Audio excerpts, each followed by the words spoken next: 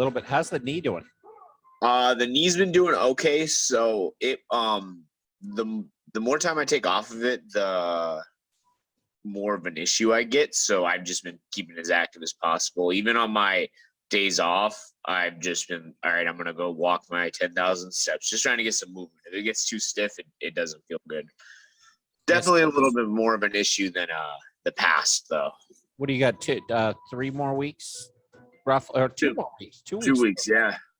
Not this Thursday, but the next Thursday. Are you doing any of the reverse sled pulls? Oh yeah, I'm doing reverse sled pulls, walking lunges. See, when I warm up with that stuff, especially the walking lunges, that has made a significant, like, when I do a good warm up, it doesn't bother me at all. Like last night during a practice, warmed up, did all my usual routine, and felt great.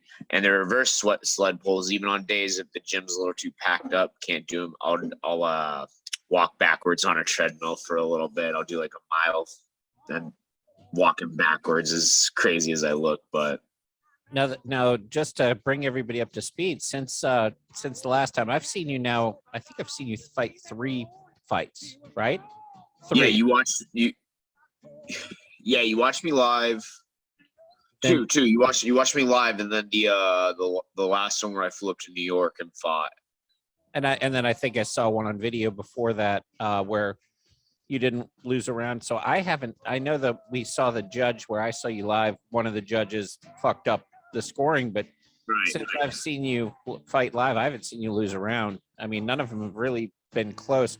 In the last fight, you were in full mount, kicking the shit out of somebody twice when the bell, when he was saved by the bell. Probably 10 seconds away in 2 separate rounds from ending that fight.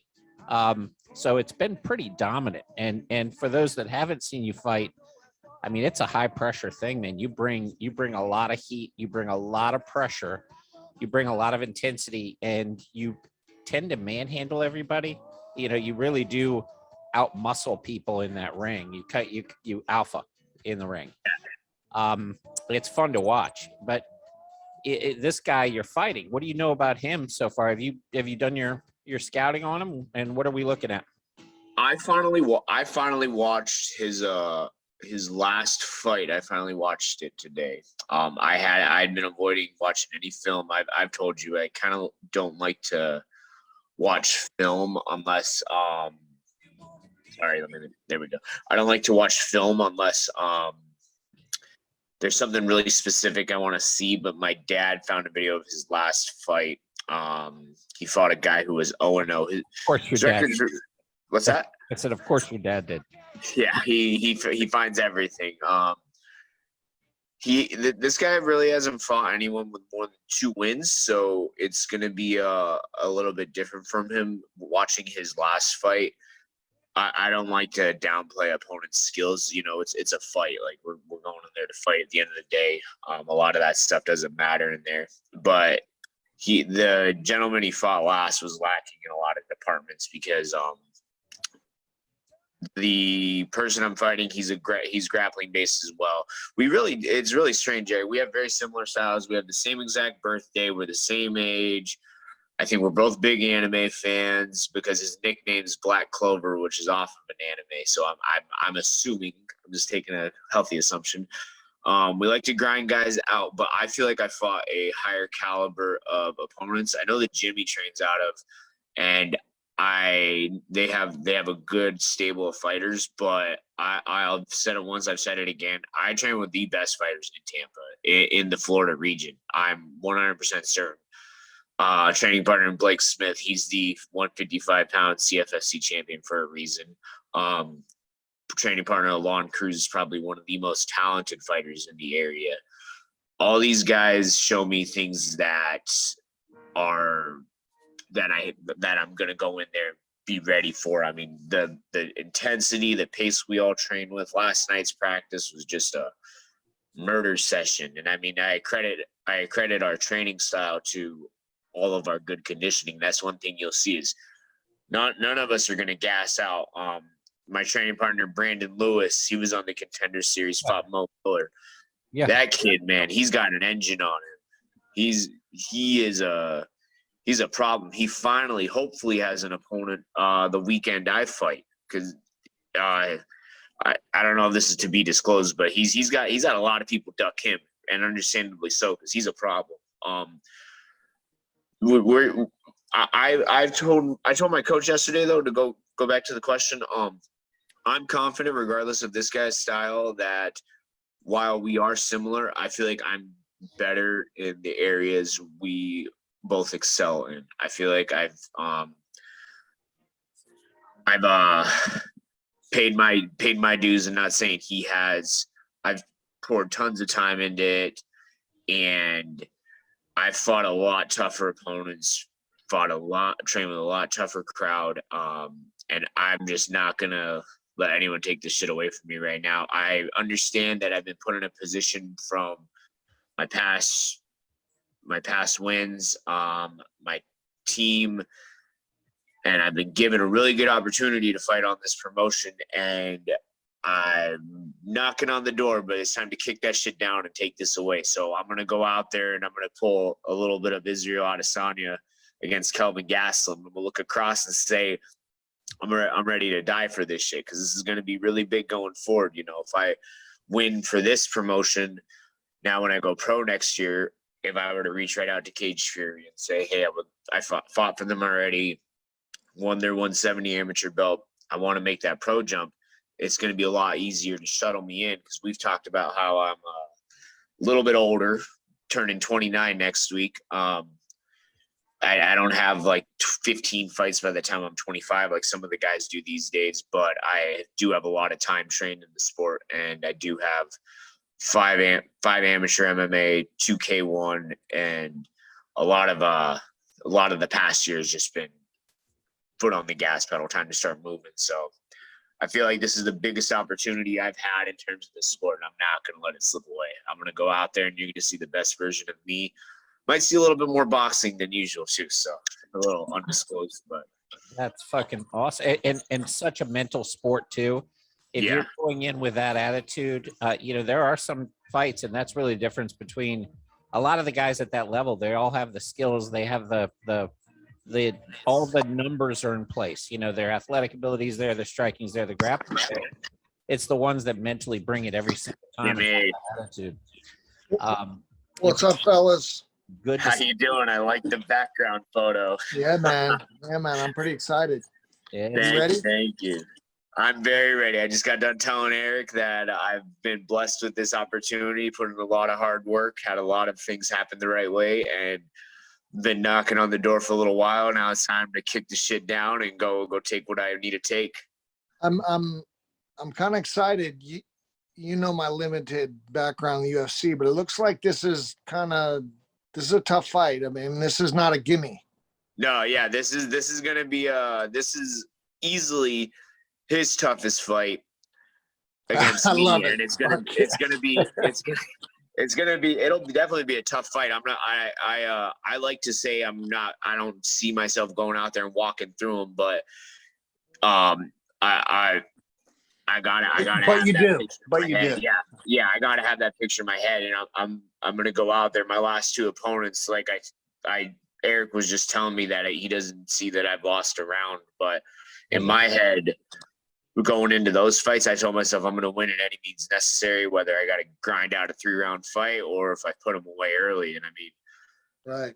As far as you're concerned, you're going against fucking the king of the world.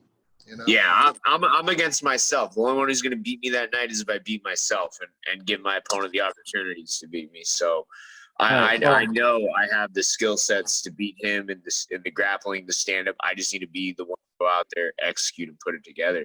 It's good to see you, man. Your post fight Jimmy. Thank you. You got the post fight interview together. I've computed a couple things in my head so far. My last post-fight interview, I didn't realize the mic was cutting out. I was talking so much shit about how I left New York because the politics suck and went to the great state of Florida. So I started that, and then I called out the promoter's son and said, I'm that 170 badass you're looking for. And So that had the crowd going a little bit because he's a fan favorite. But hey, you gotta not necessarily play heel, but you gotta know what to say. Like you said, you gotta make those legendary moments. I've been thinking of a good one too because they mic you up with CM Punk after these fights. So Oh, nice. I didn't know yeah, that. so I was thinking about trying to yell out to Ariel Helwani, put me on the MMA hour on Monday. I want to be the first amateur on the MMA hour. We'll see where we can go, but Man, that's it's exciting. I'm going to be there. It's right up the street. That venue is a fantastic place to fight. There's not a bad seat in the house. The acoustics are amazing. So, I mean, there's visuals, the lights. It's professional through and through. What do you think about 3,000 seats, something like that? yeah, they definitely have a lot of good seating in each section. I think there's like 20 seats per row. They got 20 rows going up. And then they got 4 of those sections, and then the ground level too. And that's where we first met each other too, at the bare knuckle event at the same arena. So funny how it goes full circle, right? Does the venue matter to you? I'm not talking about your home crowd. I'm more talking about. I mean, I used to like certain venues, and I used to just hate certain venues, and it had nothing to do with my performance. Does that happen for you? So I've fought in front of a crowd in Quebec City, a crowd in Watertown, New York, and then a crowd in front of Tampa. And Jimmy, for me, it's more so just getting in there, and they could be booing or cheering for me. But when I hear the crowd and I know eyes are on me, I kind of come to life. And one of my a girl I train with back in New York, she's like, man, once you step in the cage, you just ooze confidence. Like you look like someone else in there. So I kind of, it's strange because I get that white room mentality where it's the venue shouldn't matter, but for sometimes it does. Right. The only time I think a venue would matter for myself, and this is speculating, is if it was ever one of those outdoor fights. I would hate to fight outdoor. I would hate it. It's the worst. Yeah. Have you done it? Like, I mean, it just sucks. Well, I fought outside and it was cold. Ugh. And it was just miserable. Absolutely miserable. Was that your ESPN fight? That was out. Yes, that was outside too. That was a good night. Now this was actually in the amateurs. And we fought up on some mountain somewhere. And it was like, I'm not shitting you. It was like 50 degrees. And it's hard to get warm at 50 degrees. Yeah. It was just bad. It was just a bad night. I mean, I won the fight, but it was just not the kind of, atmosphere I want to be in. No, I can't imagine, like you said, getting warm first off and just any type of weather condition that you got to deal with out there. You're in the back, which I mean the back is inside. So anyway, you're warming up. You're full of sweat and everything else. And on the walk to the ring, everything just dries up and you're just cold. It's just shit. Jimmy, the punches even hurt more? Did you fuck yourself up? What's wrong with your hand and your arm? Motherfucker, man, I did fuck myself up. Oh shit! What did you do there? No shit, man. I started running across the street, and my big ass top got going a little too fast. Fucking straight down on my chest. Took my both my elbows, my knees. I can't even show you because they're wrapped up.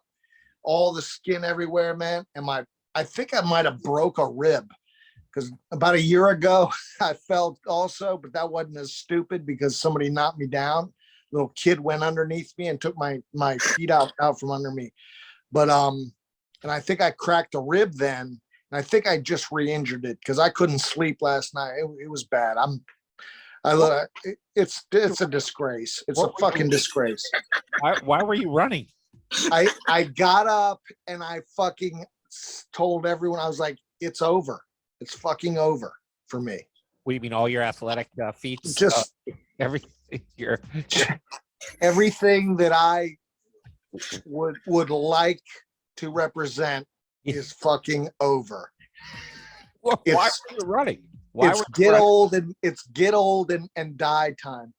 I was running. I mean, no reason. I mean, I'm a young guy supposedly, and you know, you catch a jog going across the street, 2-lane highway. Fucking all my shit spurred out all over the guy. My phone, my wallet, every fucking thing I had. I'm picking up change and shit out of the.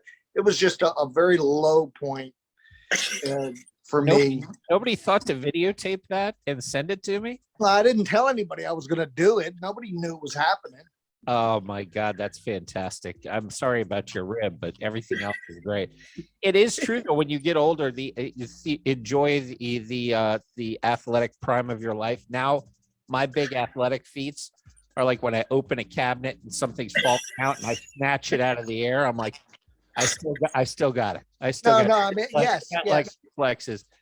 Yeah, there was if you hit a fucking jumper from across the kitchen into the trash can, still got it, baby. That's a big moment. I had one where I was in the shower the other day and I was doing the hair, so there's a little bit of stuff, and I heard behind me, I was facing towards the shower, I heard behind me the soap falling, and no look reached back and snatched it, and I went, that's the greatest athletic feat I've done in the last 10 years. Like a fucking boss. A no look snatch of it in the air falling, and I was like, I can retire. I got nothing. There's nothing else I got to prove now. See, that's where you're smart. You say you can retire. That shit happens for me. I'm like, time to make a comeback. Yes, it's my hand dies ready. I'm ready to get in there. This is exciting, man. I'm excited to get in there. I'm excited to watch that guy's face when you come out to anime. He's gonna be like, "What?" That's how everyone gets. That's how everyone gets. He's an anime guy too, Jimmy. So he's gonna know the song. He's gonna the little bit, and once again, I'm not completely up to speed, but most of what I read about this fight, and this is no disrespect, and if you don't want to talk about it, but a lot of people are picking this guy to win. How do you deal with that in the pre-fight and going in? Is anything different? Well, I love that feeling too, because my dad was mentioning that, and it's like, well, you know, you can look at the record all day. He's actually 5-0 and I'm 4-1, and it's like you can look at the record all day. You can look at the quality of opponents, and which I feel I've fought the way higher quality of opponents. If you go to experience, the guys I've fought total, they have probably close to 25, 30 fights. So I mashed them too. I think that's what a champion. That's how a champion feels. A champion wants to fight guys that are supposed to beat him, or, you know, he doesn't want to go in with just setups where they drag him out of the trash can and set him up and you knock him out. Right. I like your attitude. I like you want to fight guys. You want to fucking get your ass on the map.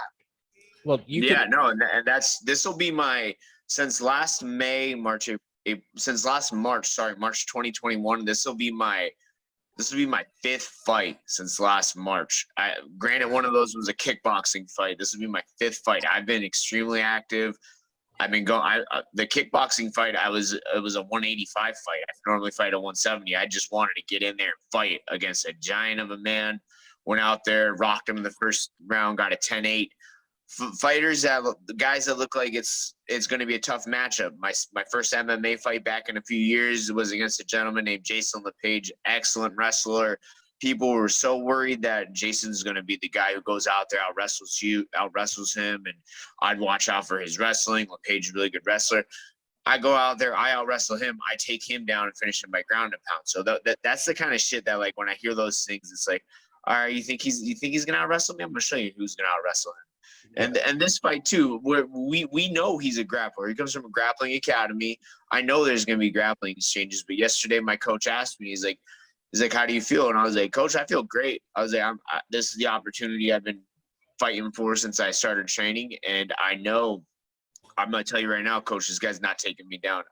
If anything, if we go to the mat, it's going to be my choice. So I'm ready to rock. If they want to call him the favorite, totally fine with it. Call him the favorite all day. Locked and loaded, baby. I love it. Yes, sir. You can tell you're training with high level people too, because in any MMA sport, UFC type sport, if you're not you're real, you can't fake confidence. You know what I mean? And the confidence comes from success against high level people. There's nothing more humbling than going into a jujitsu gym and not being up to par. You know, every gym has, you know, a couple of those alphas, but you've been around enough of these gyms now to know what those alphas are and whether or not you can sit in there and, you know, sometimes you're still going to have people that'll be at a different level. Yeah. Going to be humbling. You know, sometimes it happens where people are, they're making it look so easy too, that you're like, what do I suck this bad? But Eric, that is nothing but the truth. Cause there's a guy named Dan Martinez here in Tampa.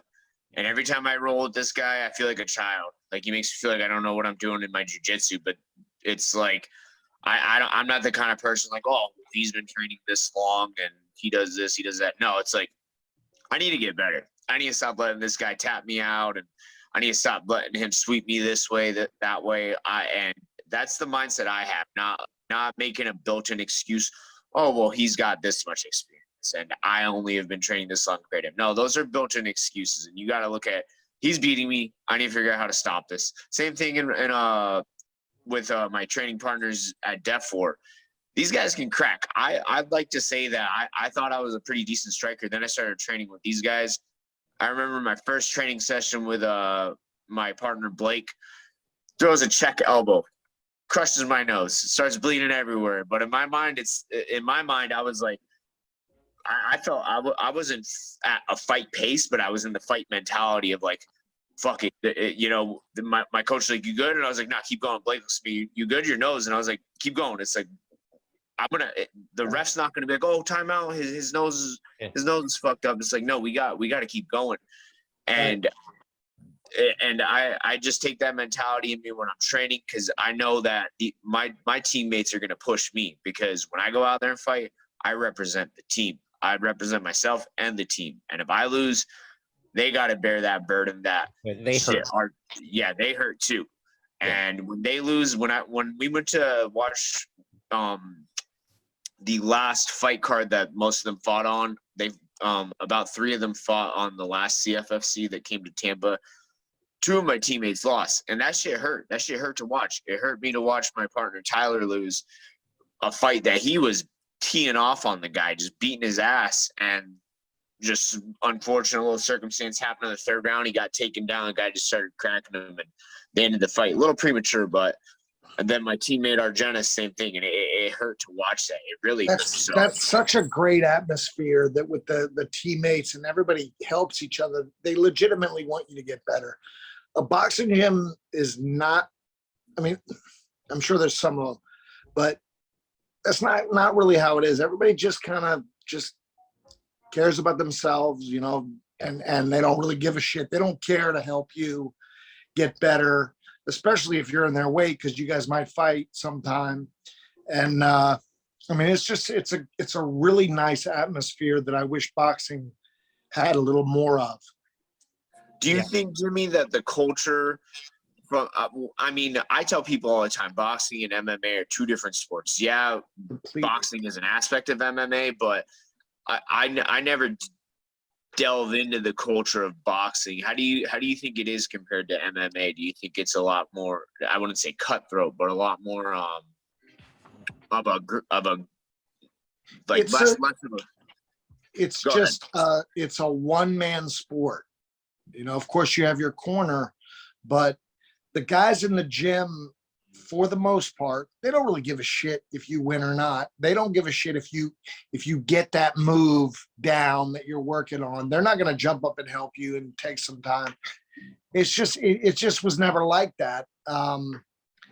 I started noticing, I was in a gym with a lot of MMA guys, and I started to notice how close they were. And just, you know, these guys will be fighting 2 weeks from now, but right now they're actually working on stuff, trying to help each other. It's almost like, I want you to be better so that I'm better. You know, the better everybody is in the group. You know, it's like the low man, you know, you're only good as your lowest guy. Yep. It's a very, very refreshing, and I never was in that kind of atmosphere. When I went to Wild Card was kind of like that. You know, it had guys that they would help you, and you know, nothing like MMA, but it was just I was out west. I'd never been out west, and it was a different kind of culture, but nothing to the extreme of what you do. Where I mean, you guys really are brothers. Yeah, I would agree. Yeah, and I mean, like tomorrow morning, we're all going up for our team run and swimming for conditioning, and that's something that's a lot of things you see people will do by themselves. Like, oh, I got to go do a run and stuff like that. But no, it's Cultural Texas time. Hey, everyone, meeting at the Causeway, 8:00 tomorrow. All 7, 8 of us meet up, go run our 3 miles, go swim, and then we'll do some sprints and call it a day. It's almost like I grew up with this mentality. Fuck everybody. I don't need anybody talking to me and helping me. I'm alone. I fight alone. I win alone. I lose alone. It's my hand being raised. So I don't give a shit about you over there who didn't know how to throw a fucking hook. You know, I don't care. You know? It's just a shitty attitude, really. Well, I was telling you, Jimmy, earlier too, that boxing is more of a poor man's sport. It's more of an inner city sport. MMA is a lot of nerd assassins. Yeah, these are nerd assassins. They like physics. They like math. They like solving problems. They're fucking dwarfs, man. They're nerd assassins. Like some of them are flat out savages. Perry is not a nerd assassin. Perry's just and I love it. You see a guy and he's just, I mean, he's fucking Urkel, you know, he's just a dorky, gangly, goofy idiot. And he fucking rips your head off. I love it. You can't judge a book by the cover in the MMA world. There's some people that you'd look at and be like, look at that little nerd, and that little nerd will put you to sleep in like 2 seconds flat. You know, if no one on earth knew who Izzy was, and no one on earth knew who Jared Cannonier was, and they said these two guys are fighting tonight, and you got $1 million to bet, who you betting on? They wouldn't. A lot of people would probably take Jared Cannonier. Yeah. 100%. Well, Strickland's not a nerd assassin. Strickland's one of those guys who fucking let's go in the parking lot and beat the shit out of each other. I think Strickland legitimately would be a leader of some sort of mob gang if he weren't in the UFC. They all remind me of the Hanson brothers from Slapshot. Just a bunch of fucking nerds beating the dog shit out of people. Not Strickland. Strickland's like one of those guys that we're funding in Eastern Ukraine that just wants to go shoot Russians. You know, he's one of the Jimmy Sean Strickland. He's something else. Yesterday was his first UFC press conference that he got to be at. And man, it was comedy. Wow. Talking shit to Izzy, let's go, Brandon. I mean, the whole saying, I'm gonna say the fuck as much as I want on this right out here. He's like, yeah, how fucked up is it that I can't say the F word and all this stuff? It was good. Cool. His training is legendary. So people that train with him, he'll spar all day. And he goes hard. Like, yeah. There's no week he goes 100%. So he trained in the same gym as Ngannou, and everybody in that gym knows Ngannou is the great white shark. His crazy ass sought out Ngannou for sparring. Everybody else is like, no, man, I'm not fucking sparring with you. You got to be out of your mind. He's like, you and me, let's spar, like all the time. That's psychotic. That's a different weight class, a different size. 100-pound difference. He doesn't give a fuck, and he's a psychopath. And tonight he's actually fighting another psychopath, another killer, and he's actually the underdog in that fight. Can you believe that? He is. Which when I saw that he was the underdog, I was like, you got to be kidding me! Like he's a pretty substantial underdog. So he's fighting Pereira, and Pereira's out of Brazil, and he's another savage. Doesn't have as many fights, but what do you think about that? I don't think that fight's going to the ground unless somebody gets hurt.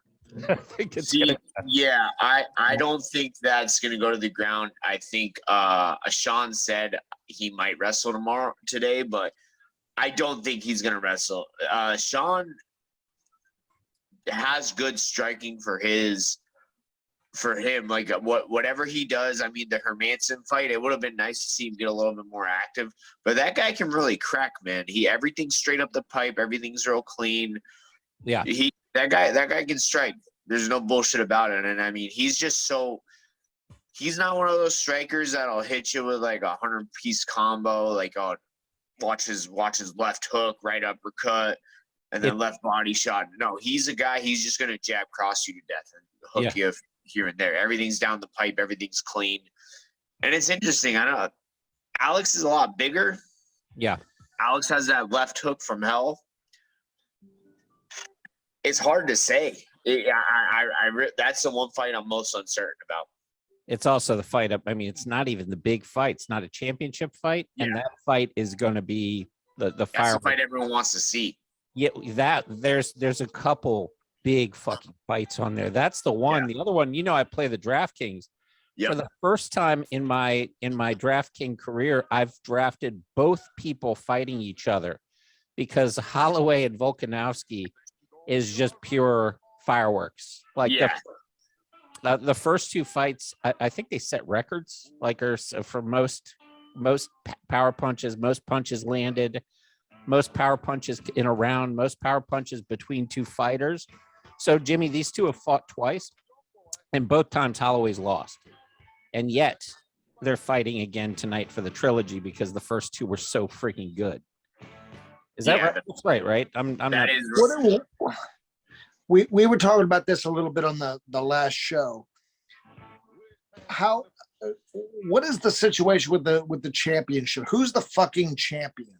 Like, does it matter, or is it just about good fights? It matters a lot. Yeah, it matters a ton, especially. Remember we were talking about the belts. Like, they don't really play into the belt stuff. You get one belt, two belts, three belts, whatever in boxing.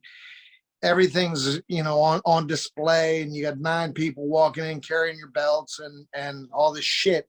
It doesn't. I don't even hardly ever see belts. It's almost like you guys don't care about it. You're just, I want to be the best. I don't care what the belt says. Oh no, they care a lot. They care a lot. As a matter of fact, there was a big controversy because Dana White didn't put the belt on Ngannou in his last fight because they were going through some legal issues.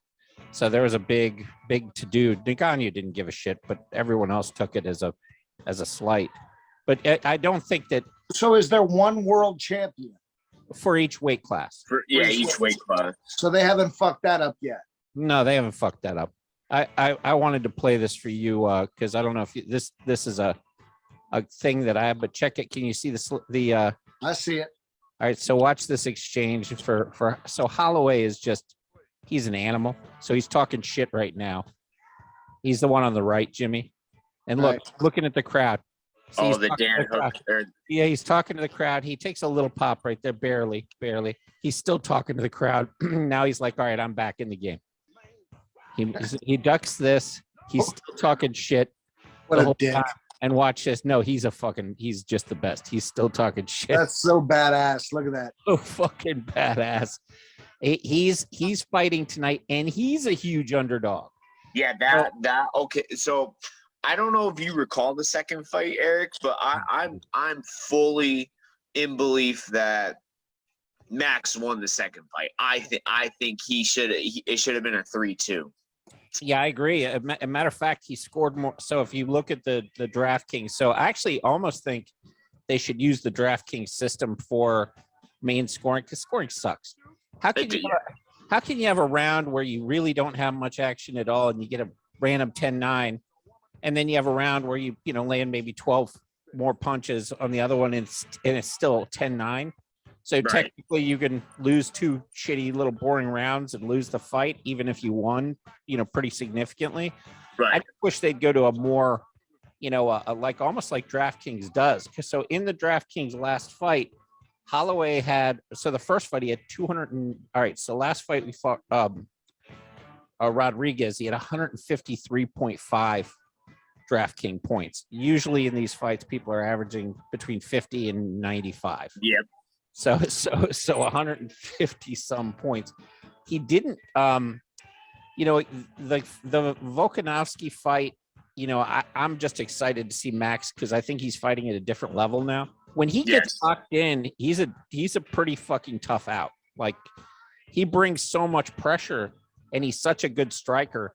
He's probably one of the best boxers, one of the best striking boxers, technical boxers in the UFC. There's probably 10 people that could fight pro boxing for real and be successful. He's one of them. He's one of them. Yeah, he's one of them.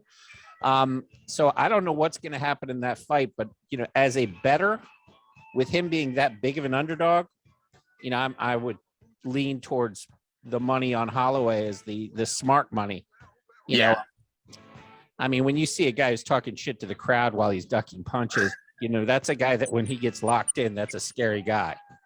But none of his fights are boring. So I think we're in for a big treat on that one. And then you've got the main event.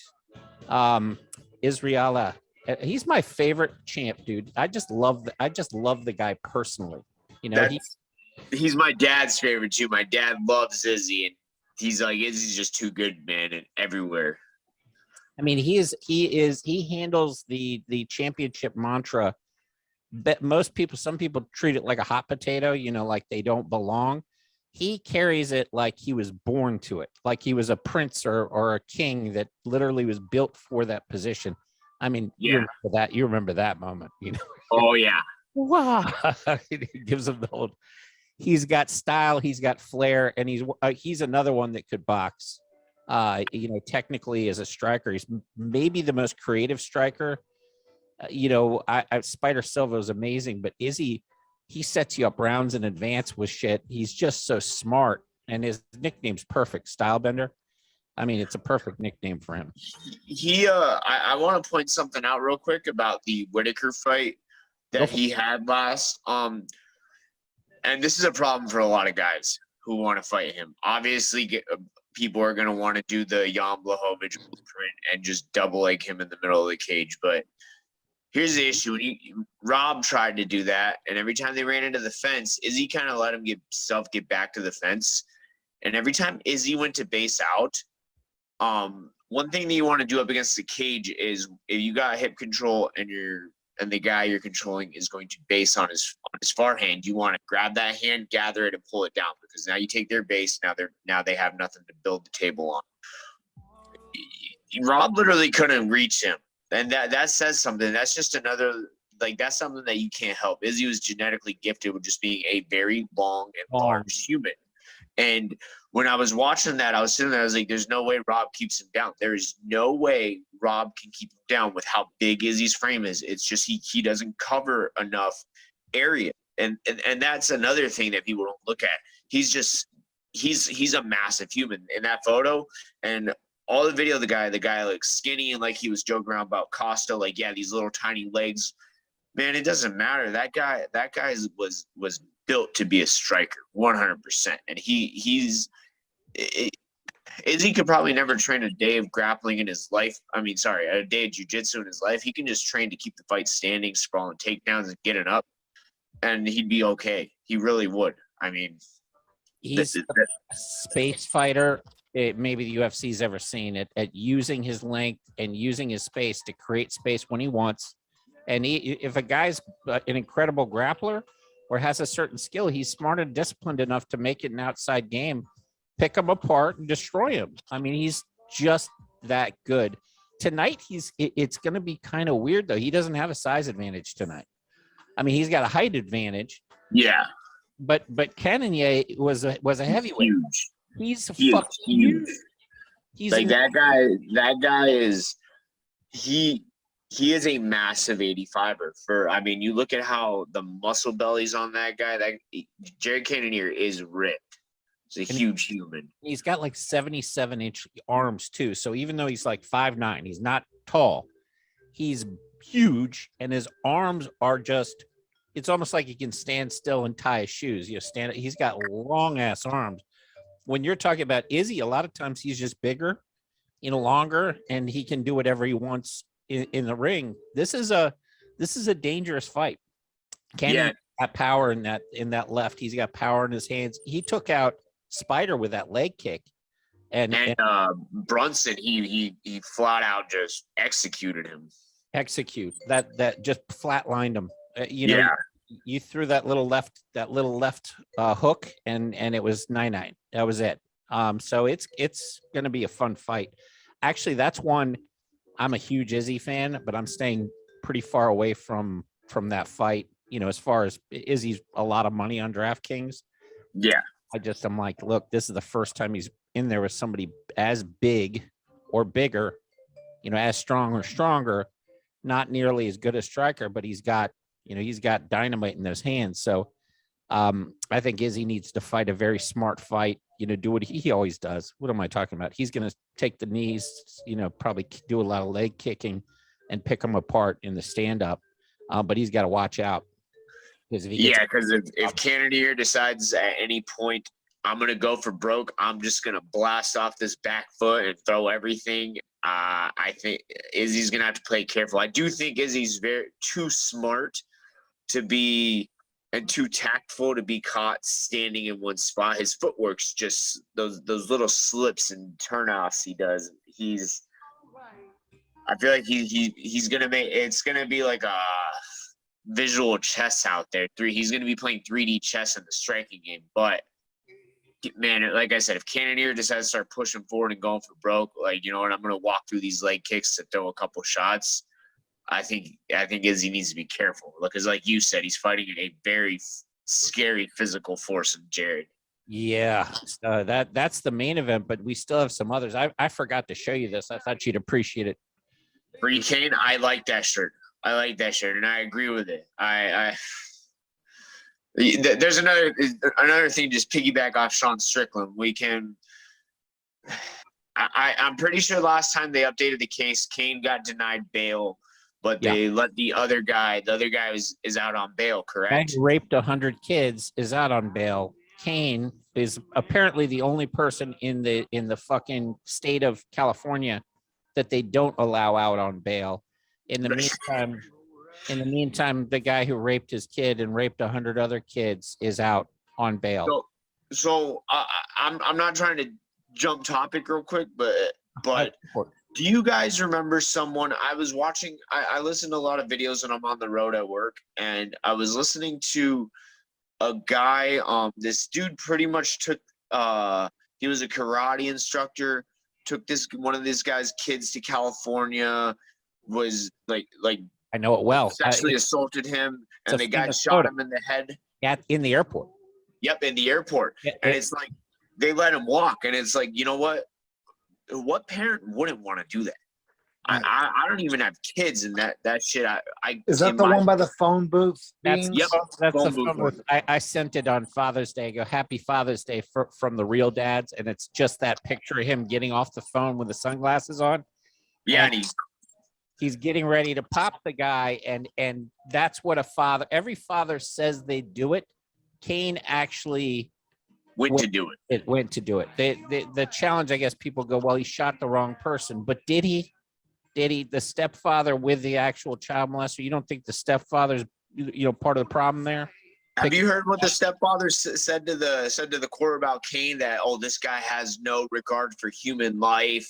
He went out there and tried to attack us on a freeway. It's like, no, you guys have no regard for human life. You guys are doing something to the most innocent types of people. The developmental phase of a child, I think, is the time when they're the most innocent and pure. And it's like, you're going to do something like that to them? Like, no.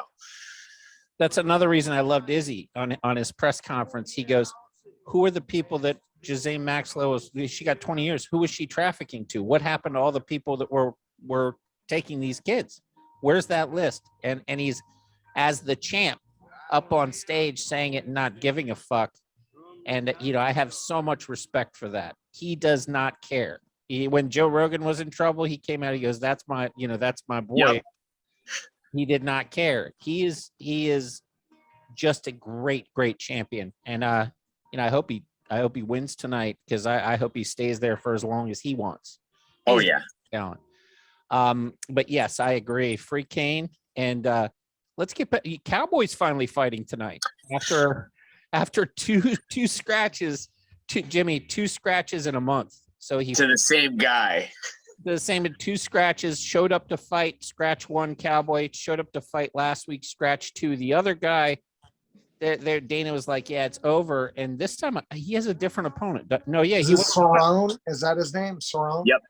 Yeah, Cowboy, another one of the most likable people in UFC history. Like he's a true cowboy. He lives. He's been around a while, right? He lives that life, man. He goes and shoots, ride horses. He's fantastic with guns and hunting and handling animals. Like he lives that life for real. And now he's in movies as like a cowboy, but he's long in the tooth. He's been around for a long time, but he's also one tough mother effer. If you catch Cowboy in the right, I've seen him have down nights, but when he's on, he's still really, really dangerous. He was supposed to fight Joe Lazone with the big old ears. One of the that guy learned to fight because he has those baby New Year ears. Yeah, you mentioned that. That's why he went to start fighting. And Joe was another guy Joe was around when I first started getting into the sport. Joe was one of the guys that I'd watch fight when he'd fight Kenny Florian. That was a big fight I watched on replay when I was younger. But Florian's one of those nerd assassins we were talking about. Yeah, I remember that guy. Nerd assassin all the way. If you saw Florian in the real world and you were like, if you were to pick, all of us in a room and people didn't know any better, they'd be like, I'm going to fight that guy. And they would be a really bad mistake. They'd be in for a really bad time. They would not have a good time. So he's fighting Miller tonight. And yeah, I've seen Miller fight a lot. He's a old school guy as well. So that's some of these old school fights we've been having recently where the old guys get in there. They're putting on shows, man. These guys are showing the toughness that got them here, showing the experience and grit. And some of the best fights on the cards recently have been these old fuckers just getting in there and pounding on each other. You mean they're not falling down in the middle of the street anymore? Oh, no, they aren't. They're picking up change in the middle of the street. Were you drunk or high or something? No, not at all. Just hurrying across the street, trying to get my kids across the street. And those motherfuckers deserted my ass. As soon as I fell, they kept going. Fuck you. You were talking about how Jimmy's talking about how his daughter's embarrassed of him, and he's like, it's for no good reason. I'm at school. Not anymore. But you know what I appreciate about my kids is they did not ask me if I was okay first. The first thing they did was make fun of me and just piss their pants laughing and call me a fucking faggot. That's the right thing to do. That is the right thing to do. So I am raising good children. Yeah. No, that's absolutely fun. That is good. There have been a couple times because I've got slick floors downstairs. I wear these Indian moccasins with no things, and I'll hit a patch of oil that one of these little bastards left, and I go catch myself, and I'm like, man, if I fall and fuck myself up over oil, these kids are gonna just laugh their asses. They're not gonna come. I could die, and they would just come step on me, and be like, oh, let me go grab my ice cream over Dad's dead body in the middle of the kitchen. Fuck them. That's the joy of childhood. So we also have Lawler fighting tonight. He's back. Robbie's one of my favorite fighters, always has been, always will be, and I'm team Robbie till that man he could be fighting at 50 years old and I'll still be picking for him. That's one of those fights where it's like, I don't care who he's fighting, I'm taking him. Barberena, he's fighting, and I agree. Robbie should win that fight. He's a tough son of a bitch, man. He's been in some wars. Like you said, they're getting the old guys back fighting each other. Tonight it's Miller and Cerrone, and Lawler versus Diaz was really good. Those guys went out there and do like 100 strikes each in the first round. Diaz wore him out with the pace, which was crazy. Am I on crack thinking Diaz won that fight? I can't remember. Lawler won. He dropped. He hit him with a big body shot in the second. Oh, you're talking about Nick Diaz. Yeah. I saw that. Yeah, Nick came back, looked really good for a little bit there, and then took that body shot. And yeah, Lawler looked great in that fight. Yeah, he did. Moving the head, he's always been a good striker, man. I'm still a Robbie fan. I think all the wars caught up to him, and when he finally ran into who was the chosen one, Woodley had his time, and I really liked Woodley at this time, but not anymore. You don't come back after the Jake Paul thing. But Yeah. After the Woodley fight, he started the competition started catching up with him. Then he fought Colby, and then he fought can't even remember. Colby's a bad matchup for anyone, but Colby's just a bizarre matchup. He just brings too much pressure, and his wrestling is 10 out of 10. He's yeah, a phenomenal wrestler. He's who I model myself as a fighter after. That guy has the blueprint of a I think perfect MMA fighter. There's no place he's super weak at. He's got very good striking. His wrestling is, you don't even need to mention it. The cardio as well. That's the X factor for him. That guy can just keep coming at you and make you fight his pace, which is extremely intense. And when you're not fighting at a pace you're used to, and it's that fast of a pace, you're going to gas out very quickly. I think I've seen a lot of people, get in the ring with these people like the Nate Diaz's and him, where all of a sudden they're in there and they think they're in shape, and you just realize at some point, wait a second, is this ever going to fucking stop? Like, you can see it just. Can I have a second here? And it's just non-stop pressure, and it's fun to watch. Who else do you like tonight? So Garry's fighting Green. And I remember watching Ian Garry fight last time. Ian Garry is a bit of a problem. Like he's got some skills. I haven't seen him tested yet, though. I don't think this is a fight that's going to test him. I think this is going to be an easy one. He's way too big, and I think way too technical for his opponent. Green, right? Yeah, I feel the same way about O'Malley. I think O'Malley's gonna walk right through him. Those are my two ones that I was most sure about are Garry and O'Malley, in this, and then my underdog Strickland. You can't, anybody is a psychopath like that. If it goes to the ground, Strickland has an advantage. He's a hell of a jiu-jitsu wrestler. He just never does it because he's a psychopath. So that's going to be one that's going to be fun. And to be quite honest, as a dog, I would never do this because I like Izzy too much. But Cannonier, for 6,800, when Izzy's the most expensive person on the roster, for your money, if you're playing DraftKings, that's not a bad way to go. Cannonier is going to be a huge difference maker because Cannonier is not going to go out there and win the decision. If Cannonier wins, it's by stoppage, 100%. And then for the money again, you're looking at Cerrone's not a bad bet for the money, and Holloway. I mean, if you're getting Holloway at $7,200, which is dirt cheap in DraftKings, that's Max Holloway. He's a fucking animal. Like, that's disrespectful. I understand that he lost, twice. But this time he's coming back, and he seems like Freddy Krueger. He's ready to come back. He's like Jason from Friday the 13th. He looks pissed off about it. I don't think Holloway loses this fight. I don't think he lost the last fight. I don't think he's going to lose this fight. I think he's going to be don't get me wrong. Volkanovski is he's another guy who's just, you take all these. It's like in a creative fighter, if you were to create like your perfect 145er, it'd be him. But Max is just.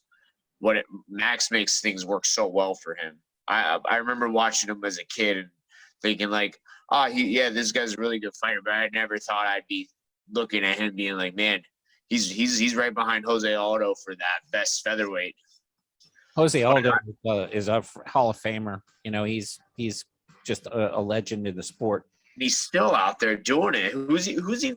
They announced Aldo's next fight. Oh God, I don't. It's a really intriguing matchup, but I can't tell you. I heard it on the Rogan show, and I can't remember, but I just remember in the last fight I watched Aldo, he couldn't stand on the cage going into the final round. He literally had to lift the leg up and was leaning against the fence because he couldn't put pressure down. And I'm like, he's going to be killed. Like, he can't even walk. His leg is dead. He went out and won the fight in that final round on all heart and grit. And I just was like, what a fucking animal that guy is. What do you think about the Tavares Dupiesas fight? Sorry, go ahead, Eric. I don't know anything about that fight. Like, that's the only one that's kind of a mystery to me. I'm pretty sure Brad's been in the UFC for a really long time. Yeah. And he's always been kind of that middle of the earth guy where I just have never seen really anything special out of the guy's game. I do think this Plessis guy, he was supposed to fight Kelvin Gastelum because he came in, won his first fight by knockout, I think, and then he was matched up against Kelvin, and that fight just totally fell through. And then now they're giving him Brad Tavares, and I think Kelvin's fun fact is Tavares and Gastelum, I'm 95% sure were on the same season of Ultimate Fighter. I remember watching it, but I think this guy's going to beat Tavares. And another guy who is on that season of Ultimate Fighter, I believe, Uriah Hall. I think Andre Muniz walks right through Uriah. I really do. Yeah, that's a good tip because you know what the hell you're talking about. And I just don't see. I don't mean to cut you off, but no, I think you're right. Uriah's another guy that I thought was going to be super good. One of the biggest hype trains I remember when I was early teens. Really, really liked him. Flashy striker, all this stuff. Thinking he's going to be a next Anderson Silva. But then I see the guy who like showed up and fought Sean Strickland. And granted, Sean's a monster and beat him to a pulp. But I think Andre's going to do the same. I think Andre's going to submit him 100%. Andre by submission in that fight. I love it. I've got actually have he was I have Muniz in my winning list as well. Yeah. So this fight's starting soon. Let's lock this up. We've got 15 minutes. I'm going to post this before the fight start. They start at 15, right? Yeah, 6 o'clock early. Jessica Rose Clark to win the first fight of the night too. By the way. All right. Yeah. That's the opener. Yeah. Not just in looks, but in fighting too. So. Awesome. Hey Eric, text me some fights to bet on tonight. Some names. You just heard. I didn't fucking memorize what we said. Just send me what to bet. I will try not to trip you up. I'm gonna bet on Holloway, I think. Yeah. That's not a bad way to go. He's a tough motherfucker. Theo, we love you. We root for you. God bless you, man. I'll see you in a couple weeks. I got your shirt and ticket, by the way, buddy. I'll be sponsoring again, so I'll send you money. Let's get that. Let's get another win under the belt. I think it's good luck. I love you to death. Have a good night. You and I will be talking during the fights. Jimmy, have a good one. And see you later. Jimmy, Eric, have a good night, guys. Go get him, Theo.